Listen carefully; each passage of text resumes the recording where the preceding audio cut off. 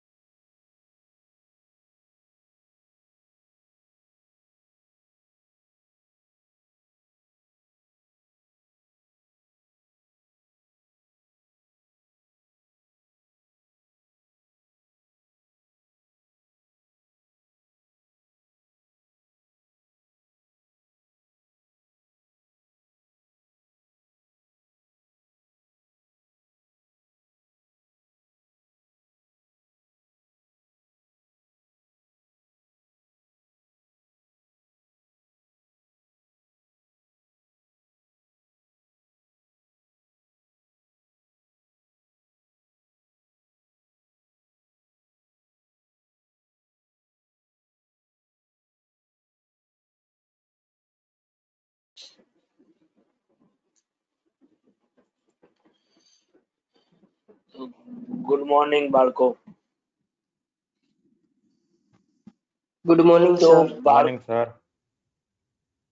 આપણે morning sir. Last લેક્ચરમાં જે છે એ weighted average number of equity shares related question 1 અને ક્વેશ્ચન 2 લીથામાં જે આપ્યો છે એ ગણ્યો તો, અને મેં તમને અમુક બેઝિક એક્ઝામ્પલ્સ જે છે એ પણ આપ્યા.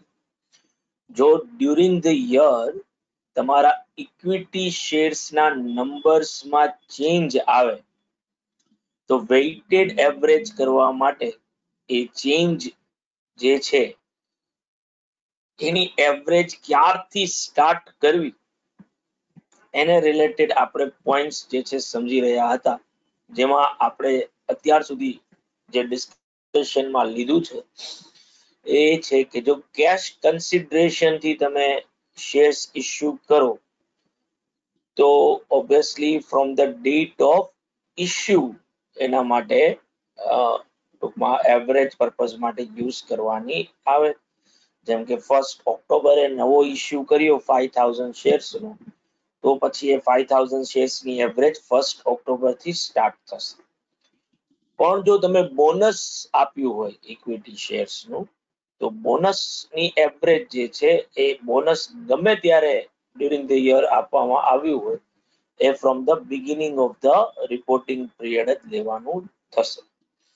જો રાઈટ ઇસ્યુ કરેલું હોય તો રાઈટ ફેક્ટરનો યુઝ કરવાનો છે, જેને રિલેટેડ આપણે હજી સમજ્યા નથી. અને પાર્ટલી પેડ અપ શેર્સ જો ઇસ્યુ થયા હોય તો પેલા પાર્ટલી પેડ અપમાં જેટલી પેડ અપ વેલ્યુ છે એ પ્રમાણે તમારે એક ફ્રેક્શન ફાઇન્ડ આઉટ કરવું પડશે, અને ઈ ફ્રેક્શન નો યુઝ કરવાનો નંબર ઓફ શેર્સ સાથે, એટલે ફ્રેક્શન ને મલ્ટીપ્લાય કરવાનું તમારા નંબર ઓફ શેર્સ થી, અને પછી હવે જે તારીખથી એ શેર્સ ઇસ્યુ થયા છે ત્યારથી એની એવરેજ જે છે એ ચાલુ થશે. બરાબર. આગળ ઇન્ટરમાં તમે ઇન્ટરનલ રિકન્સ્ટ્રક્શન્સ કે અમલગમેશન ઓફ કંપનીઝ જે છે આ ભણશો. AS14 જે જીગર સર તમને કરાવશે, તો ત્યાં ઓબ્વિયસલી અમલગમેશન ના અંદર તમે જે છે એ જોશો કે there are two types of અમલગમેશન થાય.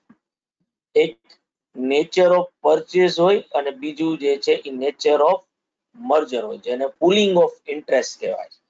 બધા લોકોનું ઇન્ટરેસ્ટ, જે શેર હોલ્ડરનું ઇન્ટરેસ્ટ હતું એને એક જ જગ્યાએ ભેગું કરવામાં આવે, એને નેચર ઓફ મર્જર જે છે એ કહેવાય. જ્યારે નેચર ઓફ પરચેઝમાં બે કંપની ભેગી તો થઈ હોય પણ એની અમુક અસેટ જ જે છે એ બીજી કંપનીએ અક્વાયર કર્યું, એટલે ઇક્વિઝિશન આપણે જે રીતે પ્લાન્ટ એન્ડ મશીનરી કે ફર્નિચર ખરીદીએ એ જ રીતે કંપનીએ બીજી કંપનીનું પ્લાન્ટ એન્ડ મશીનરી અને ફર્નિચર જે છે એ લીધું. એલોબરેટ વસ્તુ તમારે અહીંયા ઓબ્વિયસલી મારે એ વસ્તુ ડિસ્કસ કરવાની પણ નથી રહેતી. એ બધી વસ્તુ જીગર સર ડિસ્કસ કરશે અને એ તમને સમજાવશે કે અમલગમેશન કયા ટાઈપના હોય અને શું હોય. પણ અહીંયા જે AS20 ના પોઈન્ટ ઓફ વ્યૂ થી જો વાત કરીએ તો ઓબ્વિયસલી બે કંપની જ્યારે ભેગી થાય ને તો એને અમલગમેશન થયું કહ્યું કહેવાય. યર એન્ડમાં આ બંને કંપનીનું કોન્સોલિડેટેડ પિક્ચર શેર હોલ્ડર્સને આપવું પડે. એક કમ્બાઇન્ડ વ્યૂ જે છે એ શેર હોલ્ડર્સને તમારે પ્રેઝન્ટ કરવાનો થાય. તો જો amalgamation in the nature of purchase હોય બરાબર, તો ત્યાં માથાકૂટ શું થાય કે ત્યાં કંપની જેણે ઓબ્વિયસલી બીજી કંપનીને અમલગમેટ કરી છે બરાબર, એની અસેટની સામે એ પરચેસ કન્સિડરેશન સ્વરૂપે ઇક્વિટી શેર્સ ઇશ્યુ કરશે બરાબર. તો આ નવા ઇક્વિટી શેર્સ જે કંપનીએ ઇશ્યુ કર્યા એની એવરેજ હવે ક્યારથી ચાલુ કરશું? તો કે જો in the nature of purchase ટાઈપનું અમલગમેશન હોય ને તો ફ્રોમ ધ ડેટ ઓફ ઇક્વિઝિશન થી આ એવરેજ જે છે એ ચાલુ થશે બરાબર. પણ in the nature of merger હોય, પુલિંગ ઓફ ઇન્ટરેસ્ટ હોય તો શેર્સ ગમે ત્યારે ઇશ્યુ કર્યા ઓલા બોનસ જેવું થાય એની average from the beginning of the reporting period થી જ કરવાની આવે. ઇન ધ નેચર ઓફ પરચેઝમાં from the date of acquisition આવે. ઇન ધ નેચર ઓફ મર્જરમાં from the beginning of the reporting period થાય. આવું શું કામ થાય તો કે એનું રીઝન એની કોન્સોલિડેશન પ્રોસેસ છે.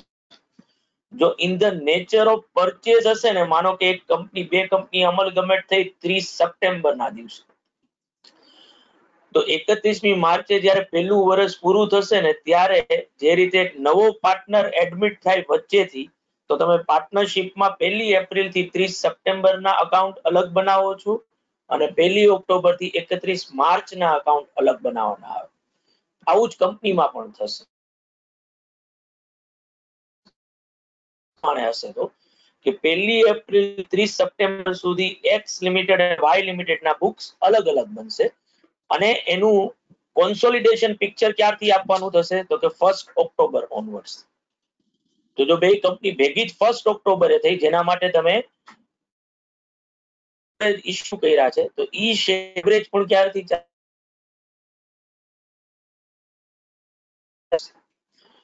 પણ જો ઇન ધ થાય 1 ઓક્ટોબર ના દિવસ નેચર ઓફ મર્જર હશે તો અમલગમેશન ગમે ત્યારે થયું હોય, કોન્સોલિડેશન આખા વર્ષનું જ આપવાનું. એટલે ઇવન ધો બે કંપની અમલગમેટ થઈ તો ઈ બંનેના અકાઉન્ટ તમારે પહેલેથી જ મર્જ કરી નાખવાના છે 1 એપ્રિલ ના દિવસે. એટલે ઇવન ધો નવી કંપનીના શેર હોલ્ડર્સને તમે શેર્સ 1 ઓક્ટોબરે ઇશ્યુ કરી રહ્યા છો પરચેસ કન્સિડરેશનના સ્વરૂપે બરાબર, પણ એ બધા શેર હોલ્ડર્સને અર્નિંગમાં પાર્ટિસિપેશન ક્યારથી મળશે તો કે 1 એપ્રિલ થી જ બરાબર, કારણ કે બે કંપનીને 1 એપ્રિલ થી જ ભેગી કરી નાખવાની બરાબર. તો પછી ઈ શેરની એઝ ઇફ એમ જ માનવાનું રહે કે આ શેર હોલ્ડર પહેલેથી જ તમારા બિઝનેસમાં હતા તો obviously any average beginning of the reporting period થી ચાલુ કરવાની આવશે. ઘણીવાર ઇક્વિટી શેર્સ નો યુઝ કરન્સી તરીકે થતો હોય છે. એટલે તમે કોઈ અસેટ ખરીદો અને અસેટ નું પેમેન્ટ કરવા માટે રૂપિયા આપવાની જગ્યાએ આપણે સપ્લાયરને આપણા ઇક્વિટી શેર્સ ઇશ્યુ કરતા હોય છે. તો ઓબ્વિયસલી અહીંયા તમે ઇક્વિટી શેર્સને કરન્સી તરીકે યુઝ કર્યું કહેવાય. તો આવા કેસમાં જો આવા શેર્સ ઇશ્યુ થયા હોય કે જે એકચ્યુઅલમાં ઇશ્યુ કયા પોઈન્ટ ઓફ વ્યૂ થી થયા છે, અસેટ્સ ને અક્વાયર કરવાથી, તો જે દિવસે અસેટ અક્વાયર કરી છે એ દિવસથી એ શેરની એવરેજ જે છે એ ચાલુ કરવાની થશે from the date of acquisition of asset જે છે ત્યારથી એ ઇક્વિટી શેરની એવરેજ જે છે ચાલુ થશે. ઘણીવાર આપણે લોન કે બોરોઈંગ લેવા માટે કોલેટરલ તરીકે ઇક્વિટી શેર્સ આપ્યા, કોલેટરલ સિક્યોરિટી તરીકે. હવે આપણે લોન રીપેમેન્ટ નથી કરી શકતા કેશ દ્વારા તો પછી આપણે આપણો જે લેન્ડર જે છે એને આપણા ઇક્વિટી શેર્સ ઇસ્યુ કરીશું એની લોન ને રીપે કરવા. બરાબર.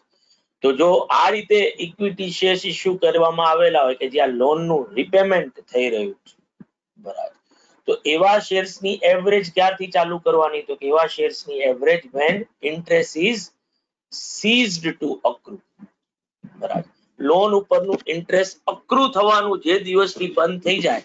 ના, અક્રુ અને ડ્યુ વચ્ચે બેઝિક ડિફરન્સ છે. તમે જ્યારે લોન ઉપર પૈસા લીધા હશે ને તો ત્યારે ઇન્ટરેસ્ટ તમારે ચૂકવવું પડશે અને એની ડ્યુ ડેટ હશે કે ભાઈ સેમી એન્યુઅલ ઇન્ટરેસ્ટ છે તો 30/6 અને 31/12 ઇન્ટરેસ્ટ ચૂકવવાનું. તો 30/6 જાન્યુઆરી થી જૂન સુધીનું ઇન્ટરેસ્ટ ડ્યુ થઈ ગયું કહેવાય. 31/12 જુલાઈ થી ડિસેમ્બર સુધીનું ઇન્ટરેસ્ટ ડ્યુ થઈ ગયું. આપણે અકાઉન્ટ્સ ડ્યુ બેઝિસ થી નથી લખતા. આપણે અકાઉન્ટ્સમાં બેઝિક અઝમ્પશન આપણી છે અક્રુઅલ, આપણે અક્રુ બેઝિસ થી લખીએ છીએ. બરાબર. એટલે 31 માર્ચે જો યર પૂરું થાય તો ઇન્ટરેસ્ટ ડ્યુ નથી થયું, પણ જાન્યુઆરી ફેબ્રુઆરી માર્ચ નું ઇન્ટરેસ્ટ અક્રુ થઈ ગયું છે, જે ડ્યુ 30 જૂને થશે. તો આપણે ડ્યુ ડેટ ની રાહ નથી જોતા, આપણે 31 માર્ચે જ ઇન્ટરેસ્ટ ની એન્ટ્રી બુકમાં કરી નાખીએ છીએ. એટલે તમે જ્યારે લોન ના રીપેમેન્ટ માટે ઇક્વિટી શેર્સ ઇસ્યુ કરો ને તો તમારે ઈ નથી જોવાનું કે ઇન્ટરેસ્ટ ડ્યુ થવાનું ક્યારે બંધ થવાનું. ઇન્ટરેસ્ટ અક્રુ થવાનું બંધ થઈ ગયું, ધેટ મીન્સ કે લોન રીપે થઈ એટલે ઇન્ટરેસ્ટ અક્રુ થવાનું બંધ થઈ ગયું. પછી ભલે ઇન્ટરેસ્ટ ની ડ્યુ ડેટ હજી બાકી હોય આવવાની, એનાથી કોઈ લેવા દેવા નથી. બરાબર. ઇન્ટરેસ્ટ અક્રુ થવાનું બંધ થઈ ગયું ઈ દિવસથી. એટલે આજે તમે જો 30મી એપ્રિલે લોન રીપે કરી તો તમારા શેર્સ ની એવરેજ ચાલુ ક્યારથી થશે? 30મી એપ્રિલ થી. ભલે પછી એ ઇન્ટરેસ્ટ ની ડ્યુ ડેટ 30 જૂન. ઇન્ટરેસ્ટ ના ડ્યુ ડેટ સાથે કોઈ લેવા દેવા નથી. બધાને બાળકો આ વસ્તુ ક્લિયર ભાઈ? હા સર. Yes sir. તો હવે જો સર તમારા સર કોણ ભાઈ? અલય સર. હા બોલ. સર ઓલું આપણે જે છેલ્લે રીપેમેન્ટ ઓફ લોન્સ વાળું કર્યું ને એ સરખું ના સમજાણું. એટલે આપણે શેર્સ જે દિવસે ઇસ્યુ કરી ત્યારથી ઈ નો સમજાણું. તારો અવાજ બહુ ધીમો આવે છે, ખબર નથી શું પૂછે છે. સર આપણે જે હમણાં તમે જે ઓલું રીપેમેન્ટ ઓફ લોન્સ વાળું કરાવ્યું ને કે એની સામે આપણે ઇક્વિટી શેર્સ ઇસ્યુ કર્યા હોય, ઈ વાળું નો સમજાણું.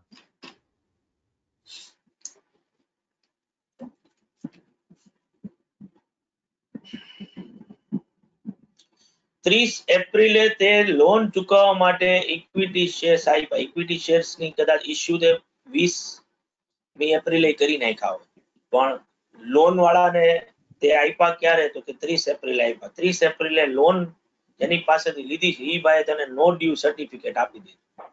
ધેટ મીન્સ કે 30 એપ્રિલ પછી ઇન્ટરેસ્ટ અક્રુ થવાનું બંધ થઈ ગયું. બરાબર. 30 એપ્રિલ પછી લોન ઉપર 1 રૂપિયાનું ઇન્ટરેસ્ટ પણ આવે નહીં. તો આ જે શેર્સ જે 20 એપ્રિલે એકચ્યુઅલમાં ઇસ્યુ કર્યા હતા અને લોનના રીપેમેન્ટ માટે વાપરા ક્યારે?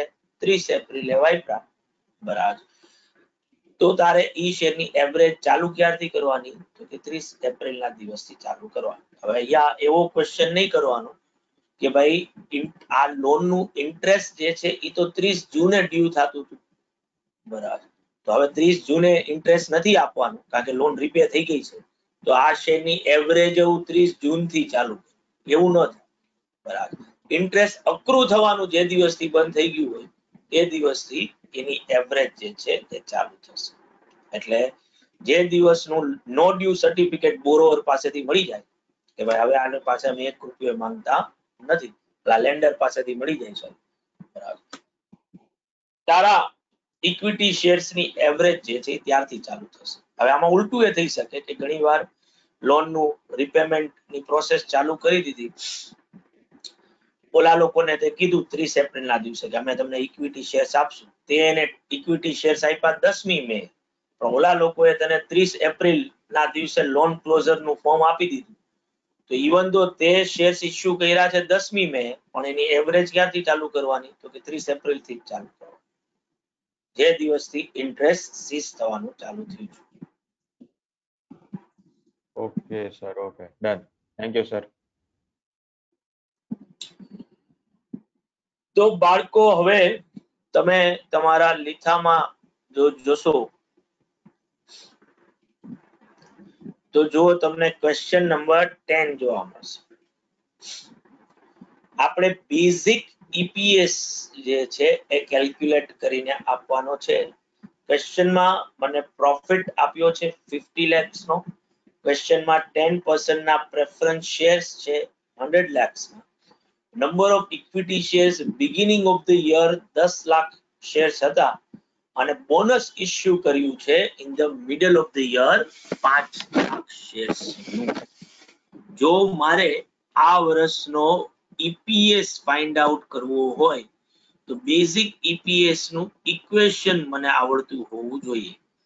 બેઝિક ઈપીએસ કઈ રીતે મળે ભાઈ?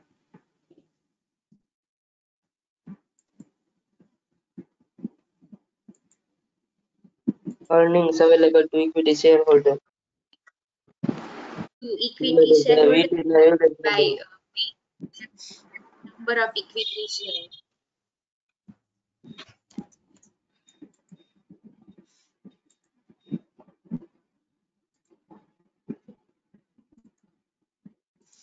Earning available to equity shareholder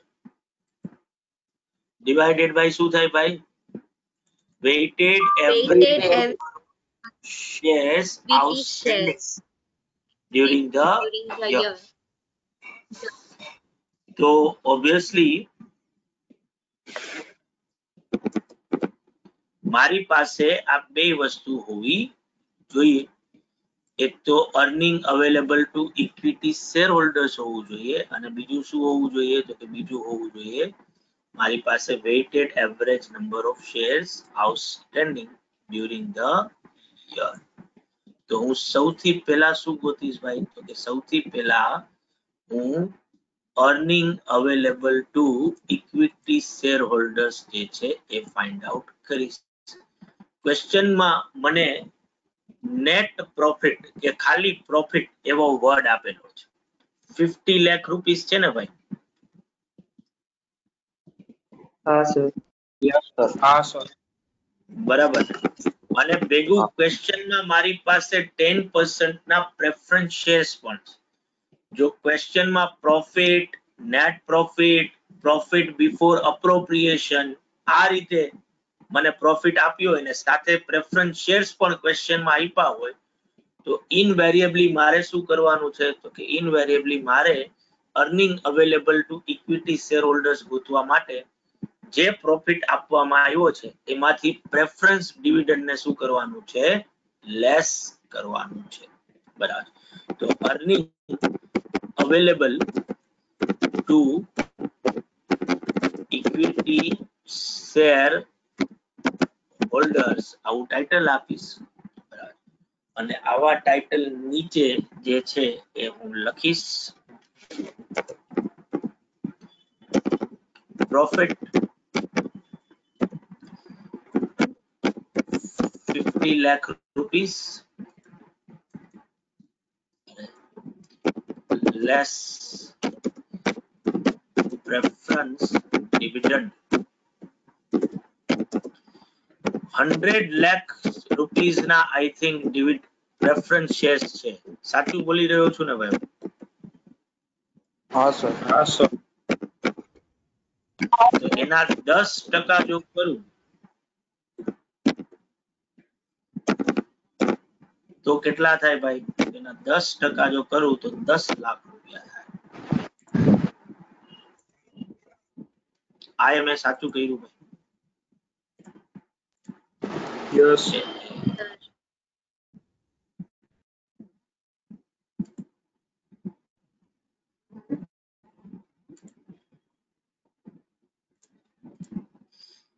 તો આટલા જો લેસ કરું તો હવે મને earning available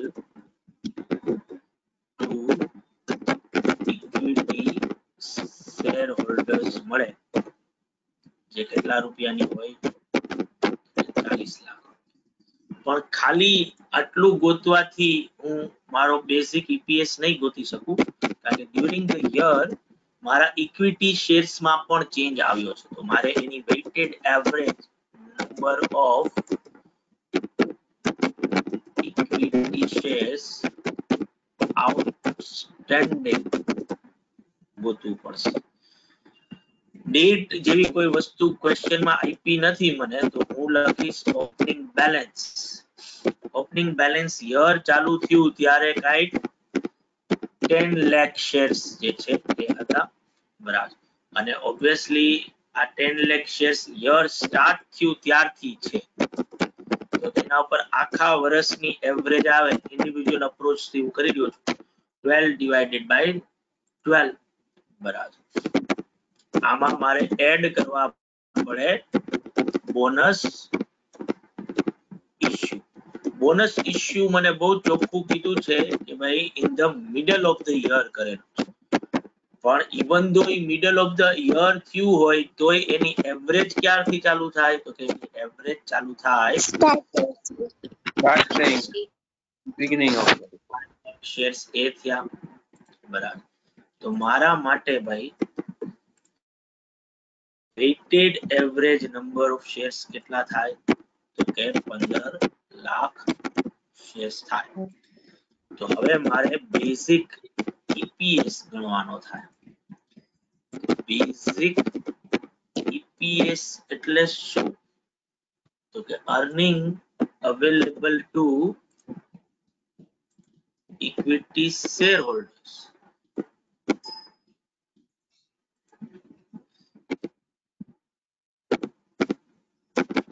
earning available to equity shareholders બરાબર અને એને ડિવાઈડ કરવાનું આવે શેનાથી ભાઈ તો કે એને ડિવાઈડ કરવાનું આવે weighted average number of shares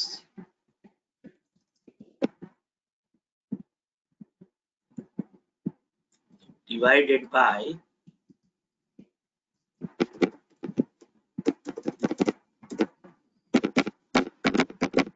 weighted average number of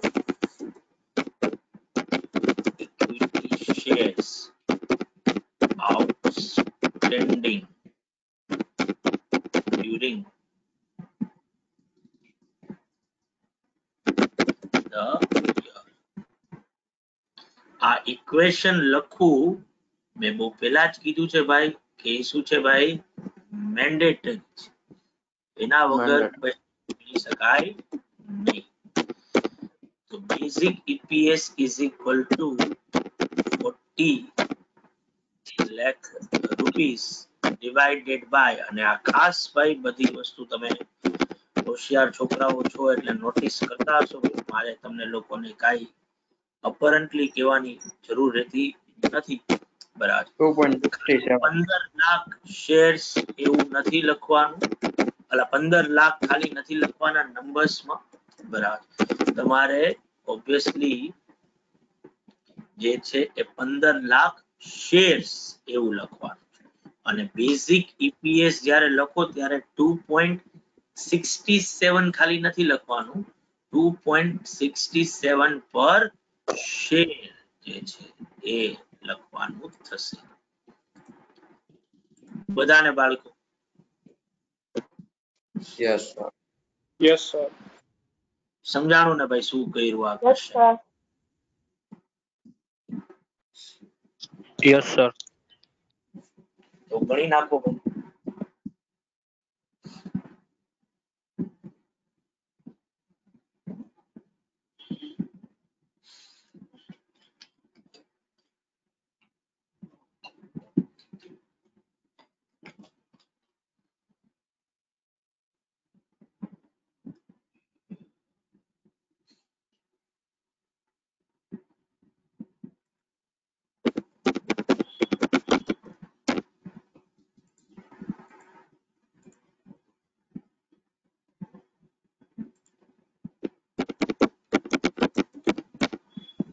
બધાને થઈ ગયું છે ભાઈ? Done. કોઈ બાકી નથી ને? Done, sir. Done. તો હવે એના પછી ક્વેશ્ચન નંબર 10 છે. જ્યાં પણ પ્રોફિટ એવું જ કીધું છે અને 10% ના પ્રેફરન્સ શેર્સ આપ્યા છે 100 lakhs. Number of equity shares in the beginning of the year જે છે, સોરી 11 નંબર, મારાથી આ નંબરમાં ભૂલ થઈ છે. તમે હોશિયાર છોકરાઓ તો પાછું અગેન જુઓ. તમે રોજે રોજ મને જે તમારી ઓલી આપો છો ને, તમારામાંથી તમે આમ નાની નાની વસ્તુઓ મને કહેતા હો છો, પણ આવી કોઈ વસ્તુઓ કહેવાની તમે તસદી લેતા નથી, કારણ કે તમને એવું લાગે છે કે ભાઈ આવું તો સરને જ ખબર પડવી જોઈએ, અમને તો થોડી ખબર પડે. તો એના પછી ક્વેશ્ચન નંબર 11 છે. જ્યાં પણ પ્રોફિટ એવો જ ડેટા આપ્યો છે 50 lakhs નો અને 10% ના પ્રેફરન્સ શેર્સ આપ્યા છે 100 લાખ. અને હવે ત્યાં બહુ ચોખ્ખું કીધું છે, કારણ કે ત્યાં યર ની ડેટ પણ આપી છે. શેર્સ હતા અને 1 જાન્યુઆરીએ નવા શેર્સ ઇસ્યુ કર્યા છે 10 રૂપિયા વાળી ફેસ વેલ્યુ વાળા જ, પણ એની પેડ અપ વેલ્યુ 5 રૂપિયાની છે. તો જો હું ક્વેશ્ચન નંબર 11 કરવાની વાત કરું બાળકો, તો ઓબ્વિયસલી ત્યાં earning available to equity share holder તો અહીંયા જે ઉપર 10 માં કર્યું ઈ જ થાય કે કઈક અલગ થાય?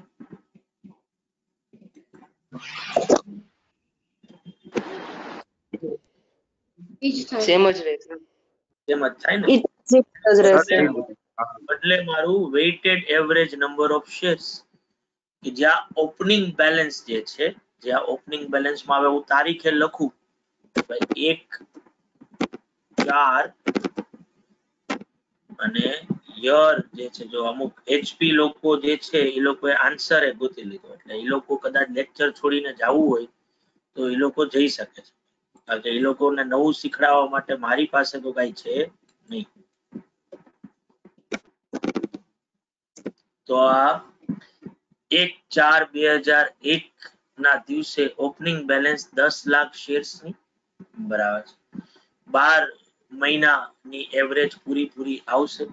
અને હવે 1/1/2002 ના દિવસે ન્યૂ ઇશ્યુ કરેલો. ન્યૂ ઇશ્યુ કેટલા શેર્સ નો છે ભાઈ? ઓલો એચપી જેને આન્સર લખ્યો ઈ જો જવાબ આપે તો ભાઈ.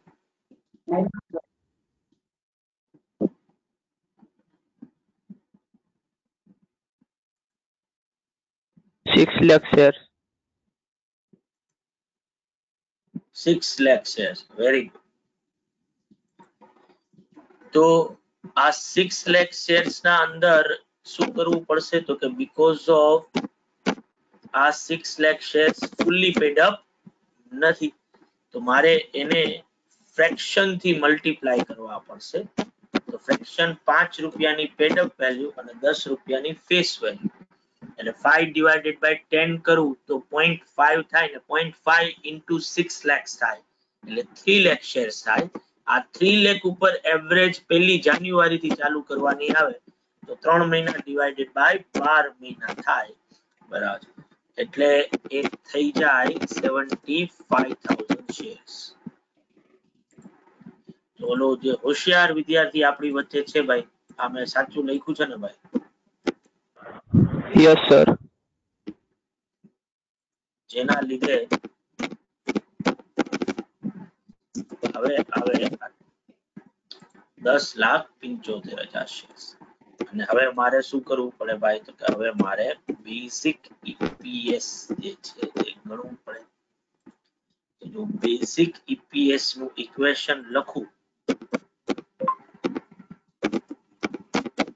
બેઝિક ઈપીએસ એટલે શું? તો બેઝિક ઈપીએસ એટલે 40 લાખ રૂપિયા ડિવાઇડેડ બાય 10,75,000 શેર્સ. તો મારો આન્સર જે છે એ આવો થાય.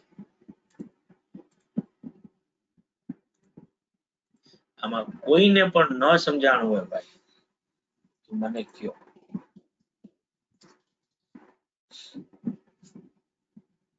સમજાઈ ગયું સર. Clear sir. સમજાઈ ગયું. બધાને એટલે બધાને ક્લિયર ને ભાઈ? Yes sir.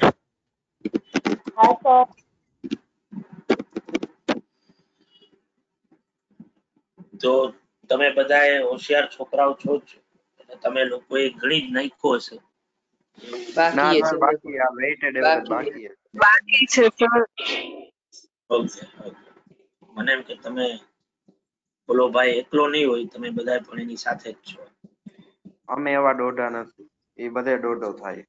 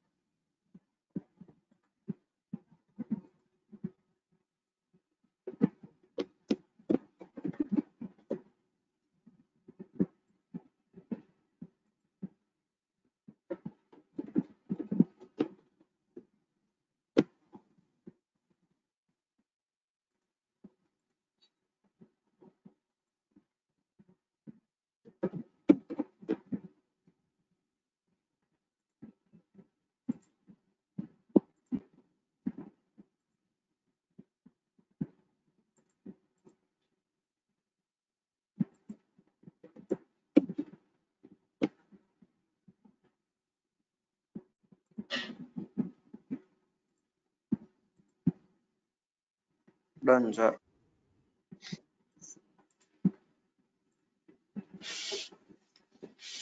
બધાને થઈ ગયું ભાઈ? ડન. Okay. કોઈને પણ ન સમજાણું હોય ભાઈ તો મને પૂછો.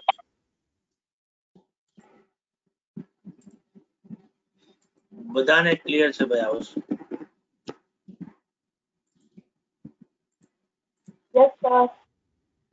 Okay.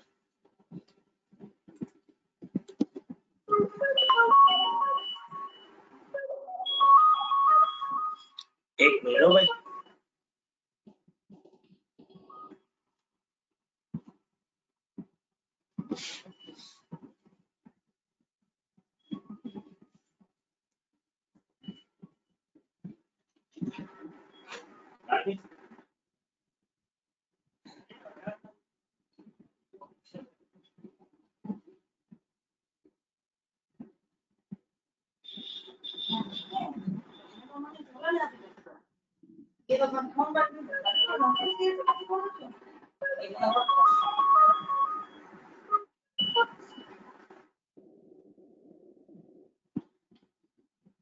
બોલો બોલો સાહેબ. બસ જો એકદમ મજા. મને થયું જ કે સવાર થઈ ગઈ ને તમે કેમ હજી ગુડ મોર્નિંગ નો ફોન નથી કર્યો. હવે આવું એકાદ મહિના ચાલુ રાખજો, કારણ કે હું ટેવાઈ ગયો છું તમારાથી. એટલે મહિના સુધી કરજો. આ બાકી તો પછી વળી તમે 3-4 દિવસ પછી ભૂલી જાશો આખું, તો પછી મને મજા, તો પછી હું હેરાન કરવાનું ચાલુ કરીશ 18 તારીખ પછી. હા હા બસ ચાલુ જ છે સાહેબ. થઈ જશે એટલે સીધું અપલોડ કરી નાખ. હા કારણ કે હજી તો કાલે બધું ઓડિટ પૂરું થયું ને. હજી ઓલું તમે LFAR ની યુટિલિટી જે છે તમારે બધા પોઈન્ટ્સ ને બધું કરવાનો. પછી પાછળ શું છે કે તમે ઓલા મેનેજર સાહેબ ને પાછું એવું કીધું છે કે સાહેબ જે પોઈન્ટ કાઢે ને તમારે પેલા તો માનવાનું જ નહીં. પેલા બને એટલી ટ્રાય કરવાની કે સાહેબ આવું ન થાય ન થાય, આમ જ હોય આમ જ હોય. આ બધું ઈ પાછા નહીં તો હું તરત ટાઈપ કરીને આપી દઉં, પણ ઈ માનવા તૈયાર નથી થતા કે ના ના સાહેબ આવું ન જ હોય. હા હા ના બને એકદમ એકદમ. તમારી તબિયત કેવું? મજામાં એકદમ? ના ના આજે તો આ રિપોર્ટ નું રાખ્યું છે. આજે રિપોર્ટ પછી મળીશું આ 1-2 દિવસમાં. અપલોડ ને થઈ જાય ને સાહેબ, તમે ટેન્શન માંથી થોડા હળવા થઈ જાઓ. બરોબર. હા બોલો બોલો sir. Good morning sir. Sir હું ટ્રાય, મેં તમને ગઈકાલે આપણે સાંજે જ હજી વાત કરી સર. આપણે બપોરે કઈ કરાવવાનું ત્યારે હું ઉપલેટા જ હતો સર. હા ઉપલેટા જતો. હા બરાબર ને સર, આ ઉપલેટાનું બધું પૂરું કરીને આવ્યો છું. એમને હું બધી ક્વેરીઝ, કારણ કે ત્યાં 1-2 NPA છે, એની ક્વેરીઝ બધી કરીને આવ્યો છું. હવે સાહેબ હજી તો શું છે કે ઈ એમ કે છે કે હું 2 મહિના 6 મહિના પહેલાનો બેક ડેટેડ ના અંદર ટૂંકમાં આરો ની ઓલા વગેરે હું રિન્યુ કરી નાખું સર. આખું એવું બેક ડેટેડ માં મૂકી દઉં. ઘણી બધી ત્યાં ઓલી છે આખી. તો અત્યારે એનું રિપોર્ટિંગ નું ચાલી રહ્યું છે સર. તમે પોતે સમજી શકો છો કે જેટલું લાંબુ છે એમાં તો જેટલું થઈ શકે સર એટલું. મેં તમને ગઈકાલે મારા આ સેમ વાક્ય હતું સર, આજે પાછું ઈ જ વાક્ય મેં હમણાં મનોજભાઈને કીધું કે આ તમે રોજ ફોન કરો છો ને સર, એટલે હું ટેવાઈ ગયો છું. હવે હું તમને આના પછી હું 1-2 મહિનો ફોન કરવાનું ચાલુ કરીશ. પછી મને તમારો ફોન નહીં આવે તો હું બહુ મિસ કરીશ એકદમ. હા બરાબર ને? ના ના સાચી વાત છે સર, તમે તમારી સાચી જ વાત છે. પાકું પાકું છે. હું સર અહીંયાથી મારું છે ને બાકીનું બધો પોર્શન જે છે એ હું તૈયાર કરવાનું લાગી જ ગયું સર. એટલે જેટલું ઝડપથી થશે ને એટલું આપણે 18 તારીખ નહીં જ આવવા દઈ સર. તમે જે આપી છે ને એ પહેલા જ પૂરું કરી. ઓકે. મને તો ઓલા અપોઇન્ટમેન્ટ લેટરમાં તો સર મને તો ઓલું આપણે ઓલા સાહેબનું જે ઓલું હતું ને, ના ના હા હા સમજી ગયો સર. પણ હું તમને શું કહું સર કે એના અંદર આપણે ઓલા શું કહેવાય આપણી મીટિંગ હતી ને પહેલા દિવસે આની સાહેબની, તો સાહેબે તો ઓડિટ પ્લાન કેવો, જીએમ સાહેબે તો ઓડિટ પ્લાન કેવો આપ્યો હતો કે સાહેબ કે તમે કે 5મી તારીખથી અમારી બધું અવેલેબલ થશે, તો તમે 6 થી જો તમને 2 બ્રાન્ચ આવી હોય ને તો 6 થી 10 એક બ્રાન્ચ કરો, પછી 11 થી 15 બીજી બ્રાન્ચ કરો, અને 16-17 તારીખમાં તમે રિપોર્ટ તૈયાર કરો એટલે 18 અમને મળી જાય. આ એમણે અમને ઓલી આપેલી હતી, ચેન આપેલી હતી.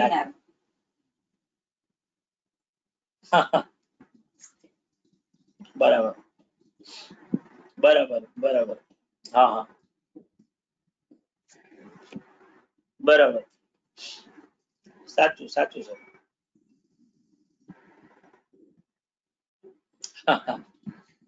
ના સાચી વાત છે. નો ડેફિનેટલી સર, ડેફિનેટલી હું પૂરેપૂરી આજે પૂરેપૂરું થઈ જાય એવું કરું છું. પાક્કું પાક્કું સર, પાક્કું. ડેફિનેટલી આવજો સર. હલી ગયો બધું. આ તમે રોજ ફોન કરો છો તો મને બધું આમ કહેવાય ગયો બધું. હવે તમે બધું આ 30 તારીખ સુધી કરજો, નહીં તો બધું મિસ કરીશ. કે સર આવો કે ચા પીવા કે યાર કે આરોમાં આવો કે સર કે તમારી તબિયત કેમ છે? નામ મારી તબિયત હારી જ છે ભાઈ, તું હારી રહેવા દે તો બધું હરખું જ છે મારું. કે સર કે ઉપરથી કે અમને પ્રેશર આવે તો બરોબર આપવું. પાછો ઓલા યુઝ્યુઅલી કે ડીઆરએમ સાહેબ ને કે આપવું ડીઆરએમ પાછો ડીઆરએમ ને જ કીધું સર આ તમે ફોન રોજ કરો છો એટલે હું ટેવાઈ ગયો છું. 2-3 દિવસ પછી હું પોતે તમે બંધ કરશો તો હું ચાલુ રાખીશ ફોન કરવા. કેમ છો સાહેબ? મજામાં? તો કે ના ઈ ઓલી ડેટ 18 તારીખની જે છે ને ઈ તો બહુ ભૂલથી લખાઈ ગઈ છે. બધા અપોઇન્ટમેન્ટ લેટરમાં ભૂલથી લખાઈ ગઈ નથી. તો એટલે કે અમને કે બહુ પ્રેશર છે સર ઉપરથી. તમે કે આજે ને આજે કે થાય તો કે પૂરું કરી દો કે. એટલે મેં ઓલા મનોજને ઈ જ કીધું, મેં તો ઓલા તારા મેનેજરને કહું છું તો મેં તો એને તું એવું કહી દે કે સાહેબ જે ક્વેરી આપે ને લખવા દો. લખીને રિપોર્ટમાં જે સાહેબ કે લખે તો ઈ મારો બેટો મેં તૈયાર નથી થતો. ઈ એમ કીધે રાખે કે ના સર આમ નો હોય આમ નો હોય.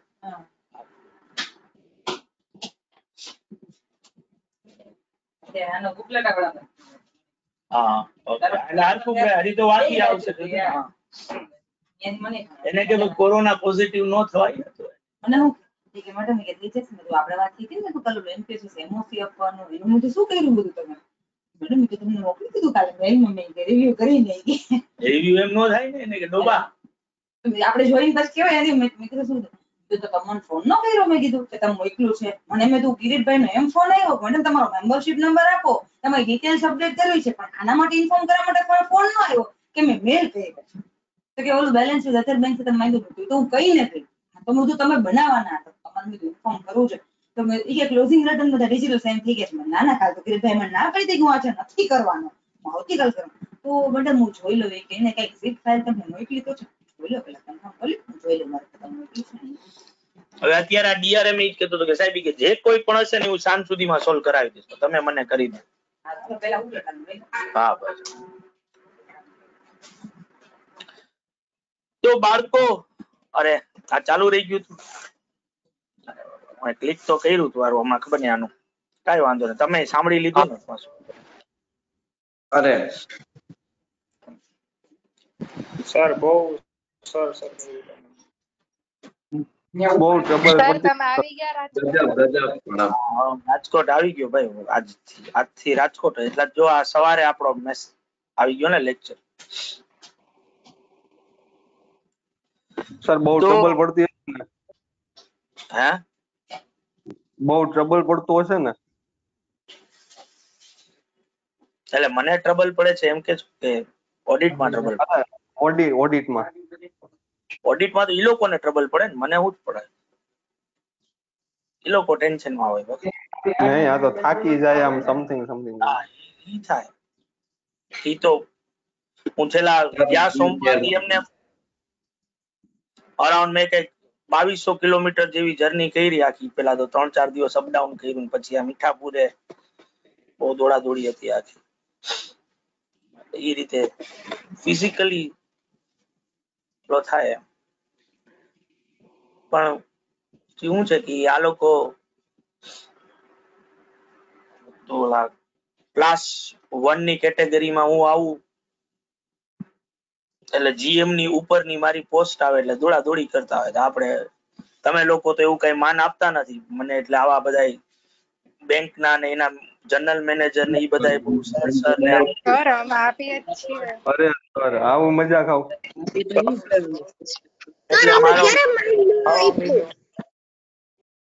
એટલે મારો ઈગો બહુ ગજબનો હતો. અત્યારે ઓલા ડીઆરએમ હતો એને મેં થોડો ઘણો ખખડાવી નાખ્યો. તો આવું તો ક્યારે આપણને મળે ખખડાવવાનું?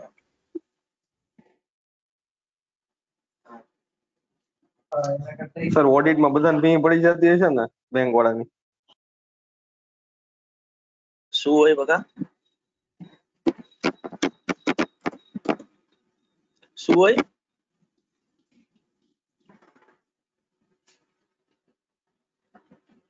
ઓડિટમાં સમજાણું, પછી નો સમજાણું બકા. સર એમ બોલ્યો કે ઓડિટમાં બધા ઓડિટમાં પડી બધા જતી હશે ને એવું એને કીધું. પાછું તું બોલવાનું ચાલુ કર્યું ત્યારે એને બોલો, એટલે ઓડિટમાં જ પાછી મને ખાલી ઓડિટમાં જ એટલું જ સમજાય, એના પછી નથી સમજાતું. ઓડિટમાં બેંક વાળાને બધાને ઇસ્યુ થઈ જતો છે ને?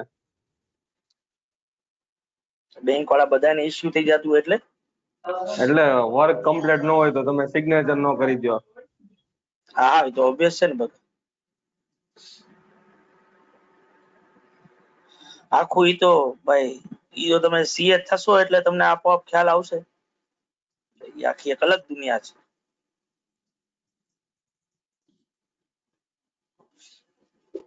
તમે છો એટલે અમારે વાંધો નહીં આવે. Okay good. તો બાળકો હવે જુઓ ક્વેશ્ચન નંબર 12 છે. આપણે અગેન અર્નિંગ પર શેર ફાઇન્ડ આઉટ કરીને દેવાનું છે. Income from continuing operations before extraordinary items and tax 13 lakhs છે. ટેક્સ રેટ 30% નો આપ્યો છે. Extraordinary loss net of tax આપ્યો છે 3 lakhs નો. 6% ના ક્યુમ્યુલેટિવ પ્રેફરન્સીસ. ક્વેશ્ચનમાં પ્રેફરન્સીસ નો નેચર આપી દીધો છે ક્યુમ્યુલેટિવ. ન આપ્યો તોય આપણે એને ક્યુમ્યુલેટિવ જ ગણત.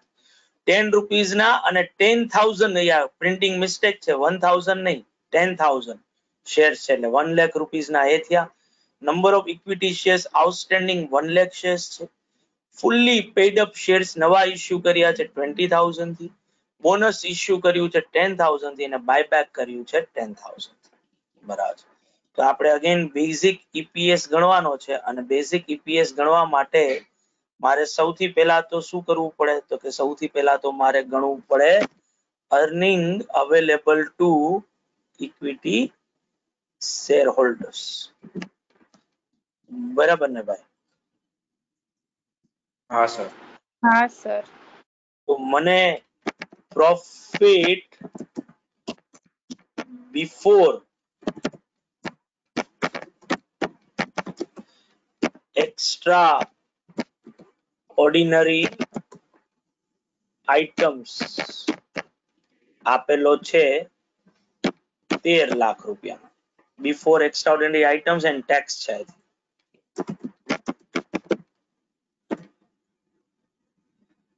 13 લાખનો છે. હવે ઓબ્વિયસલી જે એક્સ્ટ્રાઓર્ડિનરી આઇટમ છે એ નેટ ઓફ ટેક્સ છે, બરાબર. એટલે એમાં જે ટેક્સ રિલેટેડ જે પોર્શન હતો એ ઓલરેડી શું થઈ ગયો છે, તો કે ઓલરેડી આપણે ટૂંકમાં કટ કરી જ નાખ્યો છે, બરાબર. તો આપણે આ પ્રોફિટ ના અંદર ટેક્સ લેસ થવાનો બાકી છે. 30% ના ટેક્સ બ્રેકેટમાં આપણે આવીએ છીએ.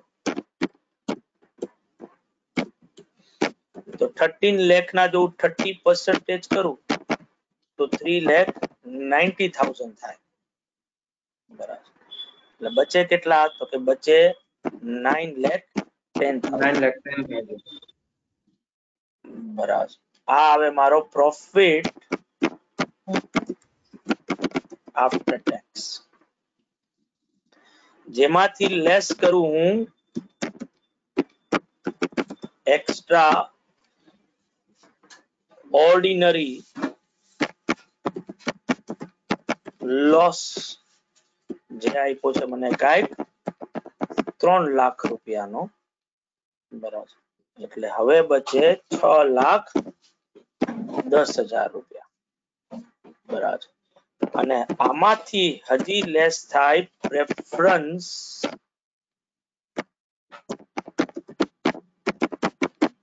ડિવિડન્ડ જે છે 1 લાખ રૂપિયાનું, અને 6% જો મારી ભૂલ ન પડતી હોય તો 6% રેટ છે 6,000.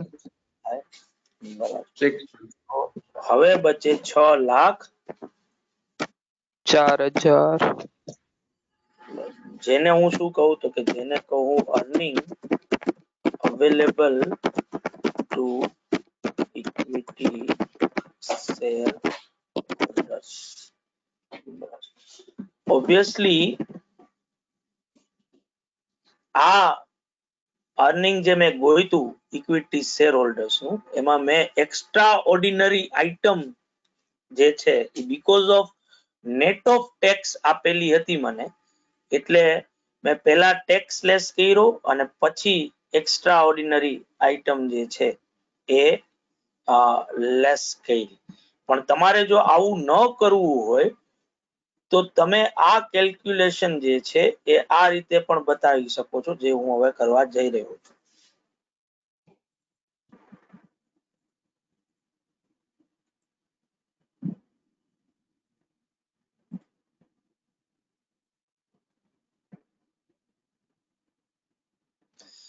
તો તમે ઓબ્વિયસલી આમ પણ કરી શકો છો કે ભાઈ profit before extra ordinary item આપેલો છે અને ટેક્સ આપેલો છે 13 લાખ રૂપિયાનો.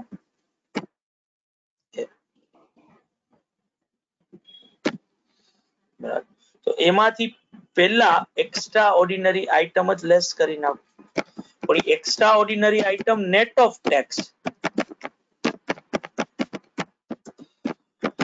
તો એને બિફોર ટેક્સ કરવી પડે. એટલે જો 100 રૂપિયાનો ખર્ચો હોય ને તો 30 રૂપિયાના સ્લેબ રેટમાં તમે આવો છો તો 30 રૂપિયા ટેક્સ ના બચે, કારણ કે એટલો લોસ છે તો એટલો ટેક્સ ઓછો ભરવાનો થાય. તો નેટ ઓફ ટેક્સ 70 રૂપીસ થઈ જાય. તો જો 70 એ 100 રૂપિયા, તો 3 લાખે કેટલા, 3 લાખે મારે એને 100 થી મલ્ટીપ્લાય કરવા પડે અને 70 થી ડિવાઈડ કરવા પડે. તો before tax extra ordinary item આવે કેટલા રૂપિયાની ભાઈ, 4 લાખ સમથિંગ થાય. 4,28,570. 570. બરાબર ને ભાઈ. ઈ જો આમાંથી લેસ કરું તો કેટલા આવે, તો કે ઈ આવે 8,71,000. ખોટું ન હોય તો જરાક જોજો ભાઈ, 430. સાચું છે ભાઈ? Yes sir. આ હા, થાય sir. પ્રોફિટ હા. બિફોર ટેક્સ, જેમાંથી હવે લેસ કરું હું ટેક્સ જે છે 30%. તો 30% જે છે એ ગણવાના થાય 8 71 420 ના, ઈ થાય 261 430. હા સર 30 બરોબર. બરાબર. તો હવે આવે 6,10,000 10,000. જે આવે પ્રોફિટ આફ્ટર ટેક્સ, જેમાંથી મારે હવે શું કરવાનું થાય તો કે જેમાંથી મારે ઓબ્વિયસલી પ્રેફરન્સ ડિવિડન્ડ. લેસ કરવાનું આવે, તો જે છે 6,000 રૂપિયાનું. તો ઓબ્વિયસલી એ આવશે 6,04,000. યા આ રીતે ગણું પ્રેઝન્ટેશન આમ કરું કે આમ કરું, છેલ્લે તો આવશે કેટલા? 6,04,000 રૂપિયા. એટલે જો તમે આ એક્સ્ટ્રા ઓર્ડિનરી લોસ એમને રાખવા માંગતા હો નેટ ઓફ ટેક્સ, તો તમારે પ્રોફિટ કેવો ગોતવો પડે? પેલા આફ્ટર ટેક્સ નો, ને એમાંથી ઈ એક્સ્ટ્રા ઓર્ડિનરી લોસ લેસ થાય. એટલે પ્રોફિટ બિફોર ટેક્સ હતો તો આપણે ટેક્સ ગણી લીધો, એટલે પ્રોફિટ આફ્ટર ટેક્સ આવી ગયો, જેમાંથી આપણે એક્સ્ટ્રા ઓર્ડિનરી લોસ લેસ કર્યો, એટલે સીધો મને પ્રોફિટ જે છે એ મળી ગયો. બરાબર.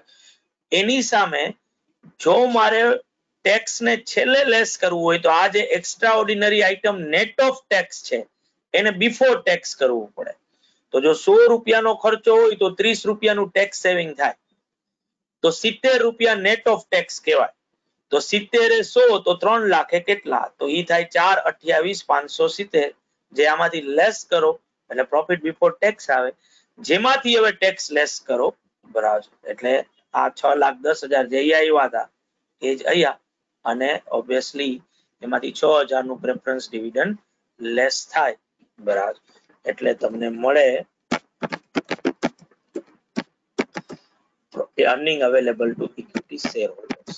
અને હવે જો તમે આ કરી નાખ્યું હોય ને આ સમજાઈ ગયું હોય તો weighted average number of equity shares, હું આ સ્ક્રીન મારી ઓફ કરી રહ્યો છું બાળકો, હું એ ગણું છું, અને તમે લોકો જે છે એ પણ તમારી રીતે હવે ક્વેશ્ચન વાંચી અને કયો કે weighted average number of equity shares outstanding જે છે એ કેટલા આવશે. પેલા પ્રોફિટ નું કેલ્ક્યુલેશન બધાને થઈ ગયું હોય તો હું સ્ક્રીન ને ઓફ કરું, ન થયું હોય તો પેલા કરી લ્યો, પછી આગળ જોઈએ. થોડુંક બાકી છે સર. ઓકે.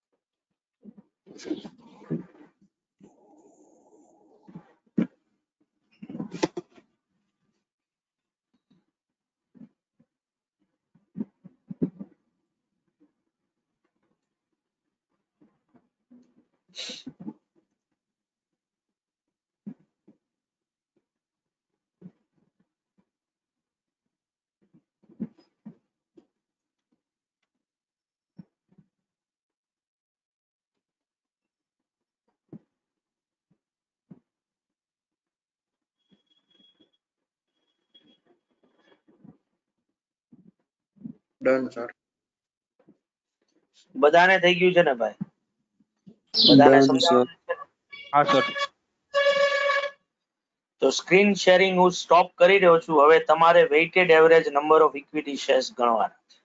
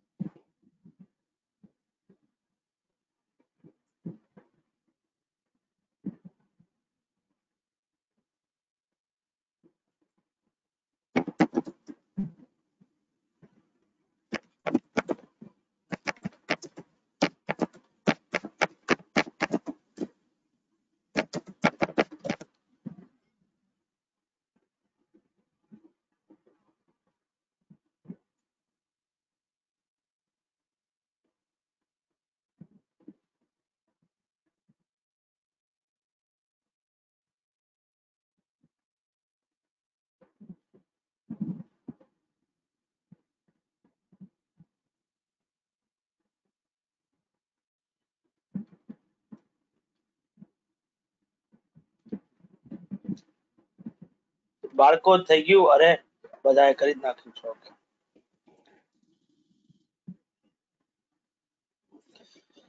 તો ભાઈ સાવ સાચો છે તમારો. Weighted average number of equity shares 128.33 shares મળશે. જોઈ લો ભાઈ. અને બેઝિક EPS 5 રૂપીસ પર શેર આવશે.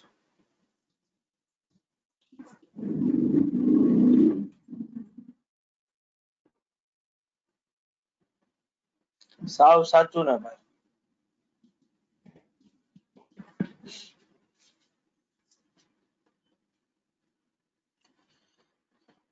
હવે તમે જો જુઓ તો હમણાં 2 દિવસ પહેલા TCS એ પોતાનું ક્વાર્ટરલી રિઝલ્ટ જે છે એ ડિક્લેર કર્યું છે ભાઈ. મની કંટ્રોલ ની સાઇટ છે. આમ તો તમને દુનિયાભરની અલગ અલગ સાઇટ્સ જોવા મળશે. બરાબર. તો આ એનો સ્ટેન્ડ અલોન ડેટા જે છે ખાલી TCS ના યર ઓન યર બેસિસ ના ફાઇનાન્શિયલ્સ માં તમે આ સ્ટેટમેન્ટ ઓફ પ્રોફિટ લોસ તમે જો જોશો 12 મંથ્સ નું, તો આ આખું સ્ટેટમેન્ટ અને જુઓ એના આ ફીસ, આ જો એક્સેપ્શનલ આઇટમ્સ થઈ, ટેક્સ એક્સપેન્સ લેસ થયો, બરાબર. આ પ્રોફિટ બિફોર એક્સ્ટ્રાઓર્ડિનરી આઇટમ બધું લેસ થયા પછી આ બધું થઈ ગયું.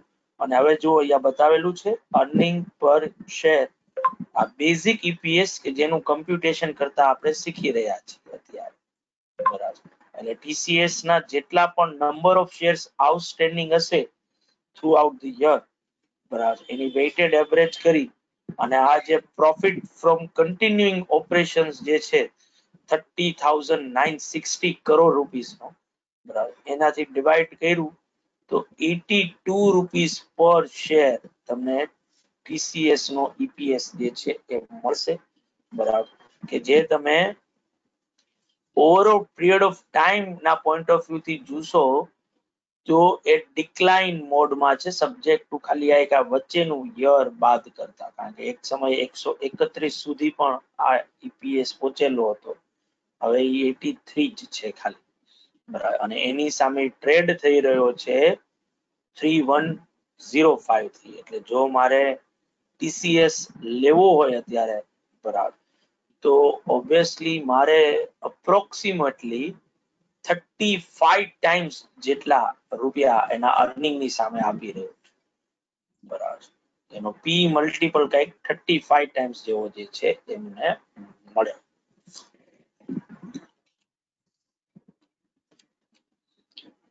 બરાબર છે બાળકો? Yes sir. ગયા વર્ષે તો 1200 આજુબાજુ હતો ને સર, મે બી 1200 તો એના જીવનમાં નથી થયો બકા. TCS 1400 આ માર્ચના પોલમાં કંઈક 1450 કે એવું કંઈક હતું.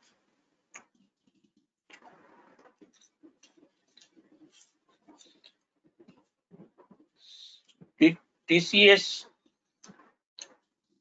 એક એવી કંપની છે કે જે કન્સિસ્ટન્ટ વેલ્થ ક્રિએટર રહે. TCS ના શેર ગમે તે ભાવે જો આપણે આ પી રેશિયો ને એ બધી માથાકૂટમાંથી નીકળી જાય તો 2 વર્ષ પછી 3105 કરતા તો વધારે જ રૂપિયા હશે TCS. Hello sir. હેલો. હાલો હાલો હા સર. બોલો. હા સર, જે પ્રાઇવેટ લિમિટેડ કંપની હોય સર, એનો IPO આવતો હોય તો એ લોકોએ પોતાના આવી રીતે એપ ઉપર પોતાના આ ફાઇનાન્શિયલ સ્ટેટમેન્ટ મૂક્યા હોય, એમાં નીચે EPS દર્શાવ્યું હતું. એ લોકો પોતાની EPS કઈ રીતે ગણતા હશે? એના નંબર ઓફ શેર્સ સાથે બગા. ત્યાર તો હજી પોલી નો આવી હોય ને ત્યારે પ્રમોટરના શેર્સ તો હોય જ ને, શેર કેપિટલ. હા, એની સાથે 5 વર્ષનો ડેટા આપવો પડે ને પ્રોસ્પેક્ટસ. હા સર. એટલે એના તો શેર્સ તો હોય જ ને બગા. પછી હવે IPO આવવાથી શેર્સ માં ચેન્જ થાય એ અલગ વસ્તુ. ત્યાં સુધી એના શેર્સ તો હોય જ પ્રમોટરના. Okay sir. તો બાળકો જો આ ક્વેશ્ચન નંબર 8 છે, 5 મિનિટનો ટાઈમ આપું છું તમને, ખાલી આ એ જ ગણવાનો છે, બી નહીં. અને અહીંયા નાનકડી પ્રિન્ટિંગ મિસ્ટેક છે, આ નંબર ઓફ શેર્સ છે ભાઈ, રૂપીઝ નથી. તમારે ખાલી શું ગણવાના છે? Weighted average number of shares. તો મને કયો કે આ 8A નો આન્સર તમારા પ્રમાણે શું થશે?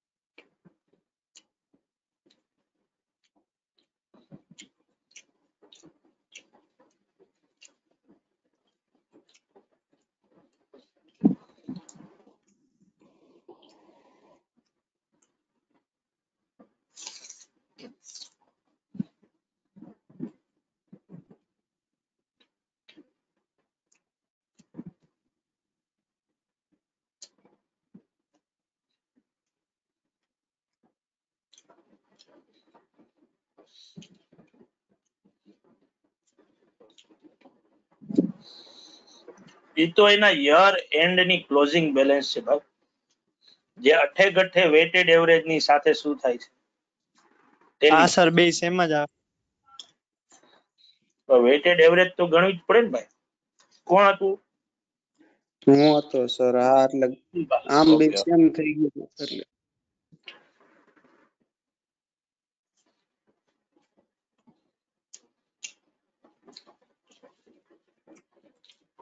યર એની બેલેન્સ તો એ લોકોએ એચપી થઈને આઈપી છે, કદાચ નો આઈપી હોત ને આ ત્રણ વસ્તુ આપી હોત તો એટલા જો 4/20 તો યર 31 માર્ચ છે, એટલા શેર આઉટસ્ટેન્ડિંગ. અને અઠે ગઠે આ ક્વેશ્ચનમાં વેટેડ એવરેજ કરો તો એનો આન્સર 4/20 જ આવે. યસ.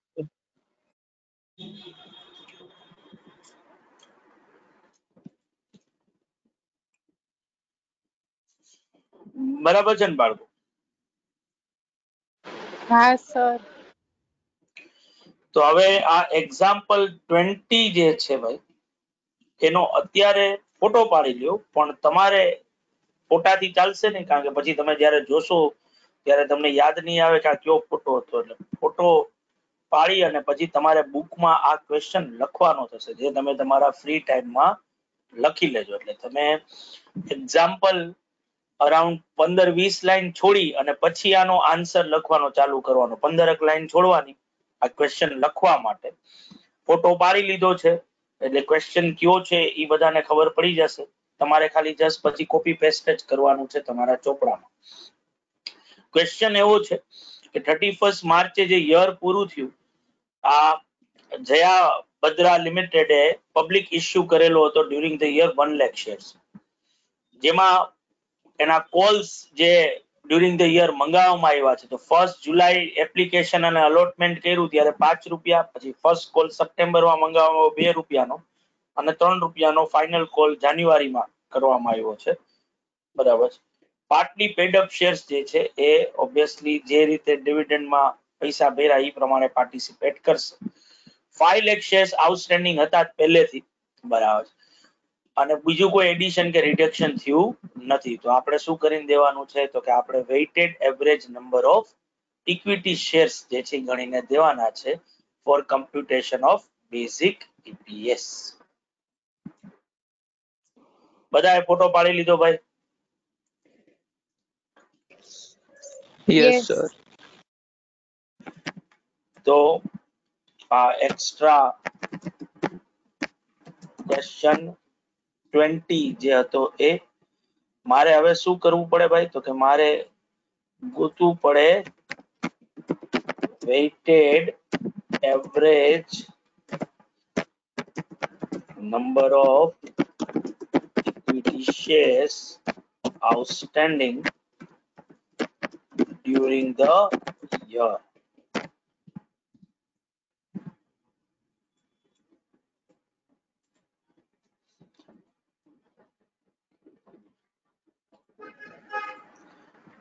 તો ભાઈ મને કીધું છે કે 31 માર્ચ 2008 જો આ યર પૂરું થતું હોય તો ચાલુ ક્યારથી થયું હોય? તો કે 1/4/2007 ત્યારે મારી પાસે ઓપનિંગ બેલેન્સ કેટલા શેર્સ ની ભાઈ? તો કે 5 લાખ શેર્સ જે આખું વર્ષ આઉટસ્ટેન્ડિંગ રહ્યા હોય ઈ તો 5 લાખ ના 5 lakhs જ આવે. બરાબર. પછી મને કીધું ક્વેશ્ચન માં બહુ સ્પેસિફિકલી કે ભાઈ 1 જુલાઈ નવો ઇશ્યુ 1 લાખ શેર્સ નો થયો છે, 5 રૂપિયા મંગાવવામાં આવ્યા છે. તો 1 જુલાઈ થી એની એવરેજ ચાલુ થાય.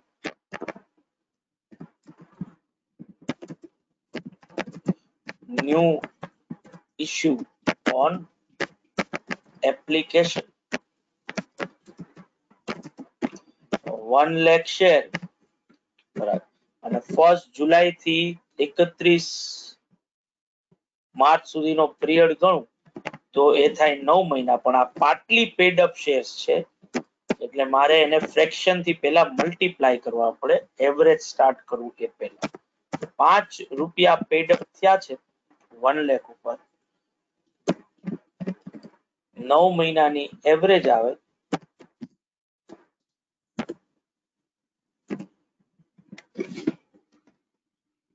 તો કેટલા શેર્સ આપણા ભાઈ લખવાના થાય? 37,500. 37,500. કેટલા કેટલા કીધા ભાઈ? 37,500. 37,500. ઓકે, 37,500.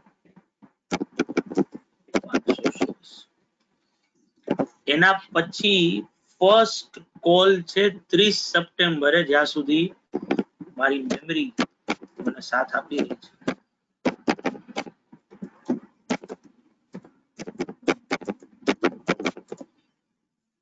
₹2 એમાં થયા છે ને,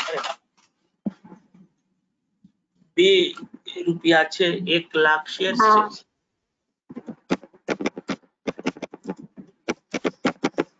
તો એને ઇન્ટુ ફ્રેક્શન જો કરું તો 2/10 અને એની એવરેજ ચાલુ થાય 1 સપ્ટેમ્બર થી, એટલે 6 મહિના આવે. 10,000 shares. 10,000 પૂરા. અને પછી આઈ થિંક 1 જાન્યુઆરી હતું,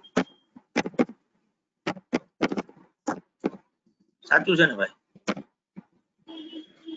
યસ સર. Yes sir.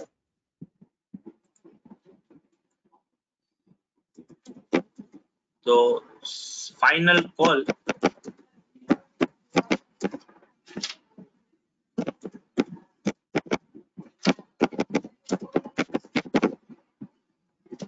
₹3 હતો. પેલા એના ફ્રેક્શન થી એને મલ્ટીપ્લાય કરવું પડે અને એને ગુણ્યા 3 ડિવાઇડેડ બાય 12. ઈ કેટલા થાય? તો કે ઈ આઈ થિંક થશે કેટલા ભાઈ? 7,500. 7,500. તો obviously weighted average number of shares total થાય કેટલા? 5,55,000 shares. 55,000.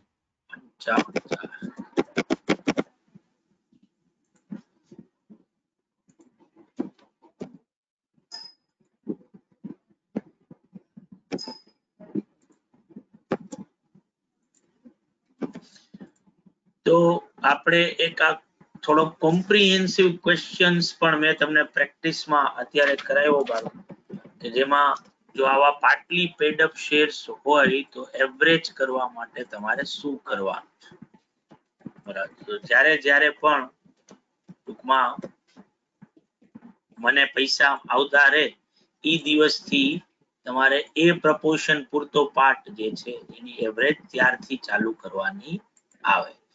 એટલે અહીંયા આપણે આ રીતે આ સમને જે છે એ ગણ્યો જ છે. કોઈને પણ ન સમજાણું હોય ભાઈ તો મને પૂછો.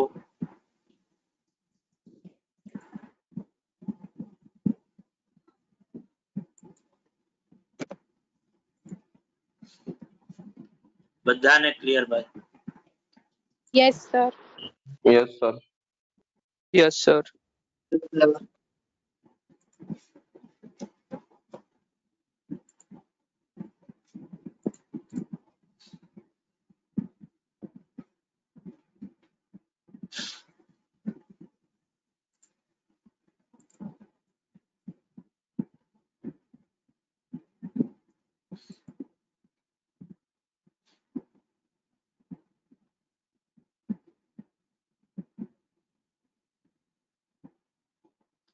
તો હવે જો આ 12 નંબરનો ક્વેશ્ચન છે બાળકો, ફોટો પાડી લેજો. આનો પણ 6-7 લાઈન છોડી દેવાની. 5 મિનિટનો સમય તમને આપું છું. તો મને કયો કે આનો બેઝિક ઈપીએસ શું થશે?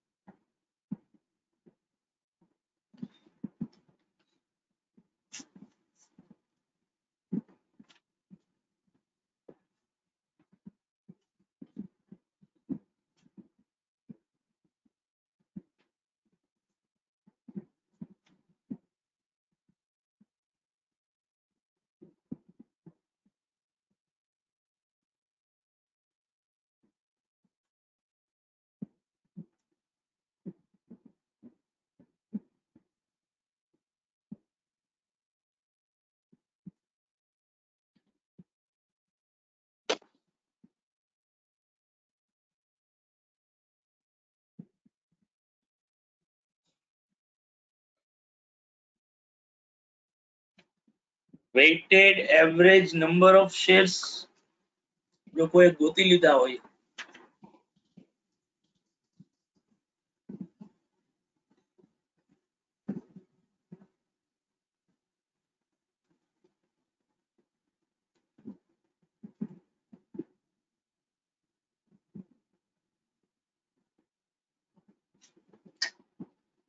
એટલા નો આવે, એટલાય નો આવે.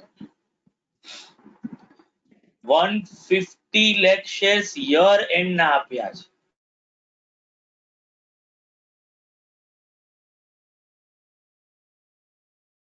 80 lakhs નવા ઇશ્યુ કર્યા છે ને 20 lakhs નું brought back during the year it તો 80 એડ થાય તો મને ઓપનિંગ બેલેન્સ 90 lakh શેર્સ ની મળે અને 90 lakhs ઉપર આખા વર્ષની એવરેજ થાય 80 lakhs ની એવરેજ ચાલુ થાય ત્યારે મેં નવો ઇશ્યુ કર્યો ભાઈ તો કે 15 સપ્ટેમ્બરે તો 15 સપ્ટેમ્બર થી ઓબ્વિયસલી મારે પીરિયડ ગણવાનો આવે કેલેન્ડર યર છે તો 3.5 મહિના થાય અને 20 lakh શેર્સ બાયબેક કર્યા છે જેનો પીરિયડ 1 મહિનાનો આવે ખાલી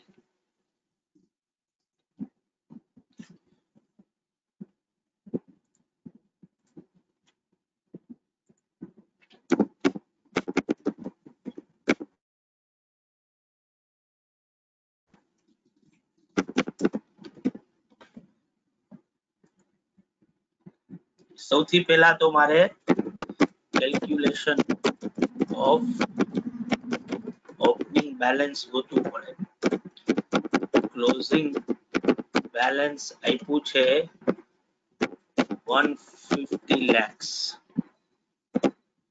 જેમાંથી મારે લેસ કરવું પડે ન્યૂ ઇશ્યુ જે છે 80 lakhs નું અને એડ કરવું પડે બાયબેક ઓપનિંગ પર જવું છે એટલે એક્ઝેક્ટ ઉલટું થાય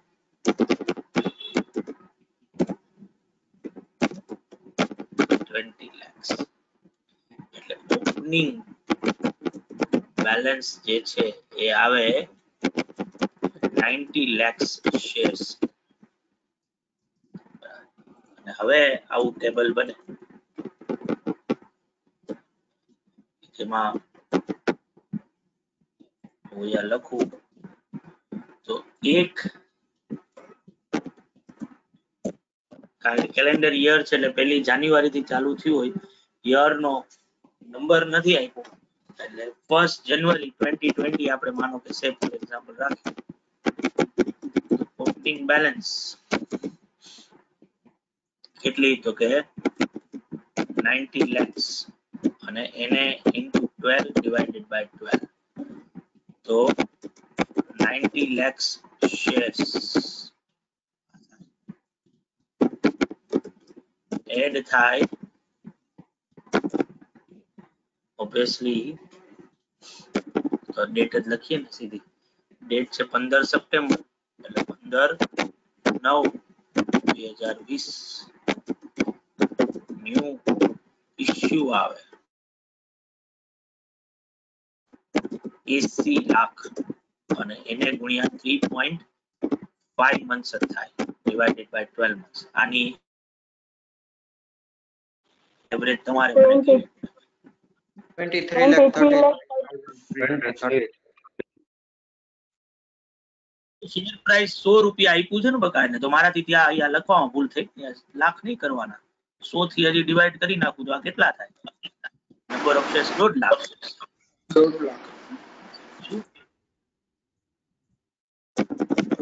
મેન તો આન્સર ઉપર કોન્સન્ટ્રેટ કરીશ તો વધારે શીખીશ રાધર દેન મારી લખવામાં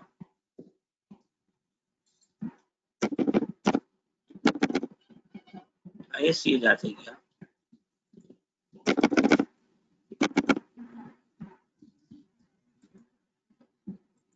બરાબર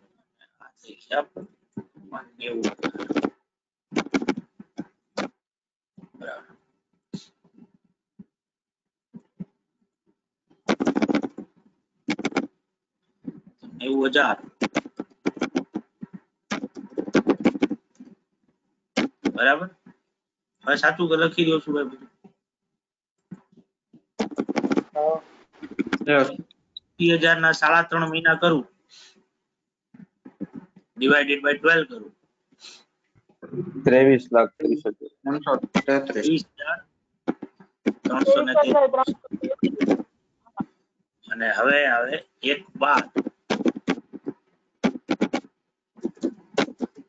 બાય બેક છે એટલે એટલા શેર્સ મારે લેસ કરવાના થાય તો 20,000 શેર્સ એક મહિનો કેટલા લેસ થાય ભાઈ 1167 आई थी।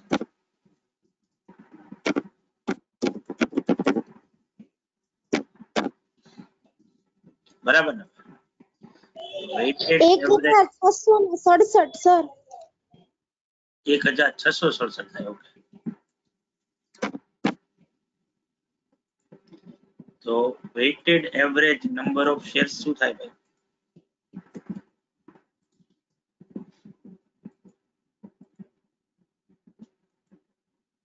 1,11,666.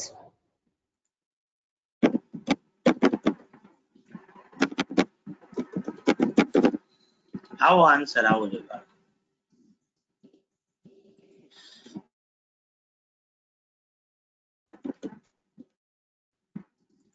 છે પહેલા તો આ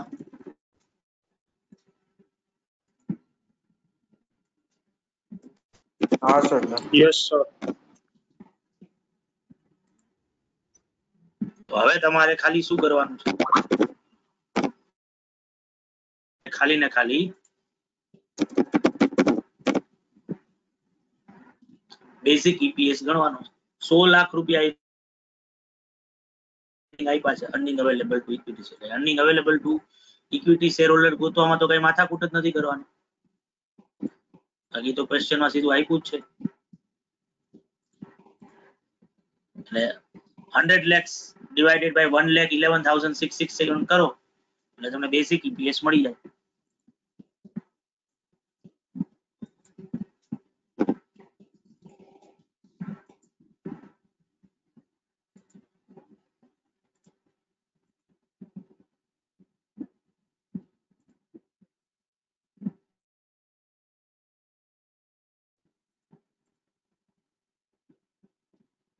કેટલો મળે ભાઈ?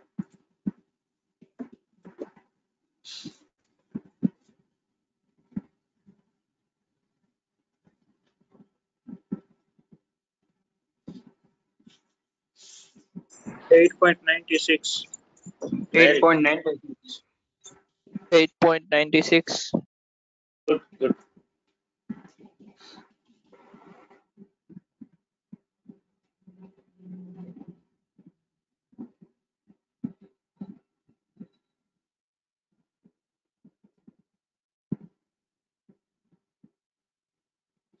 બધાને સમજાણું ને ભાઈ?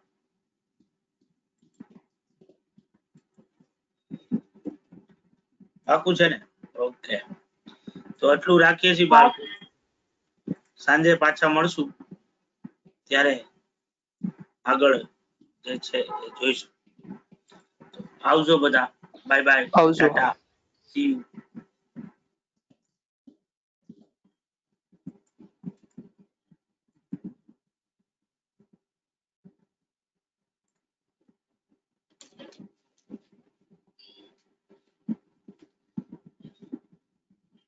પાછો આવ્યો તો ફોન?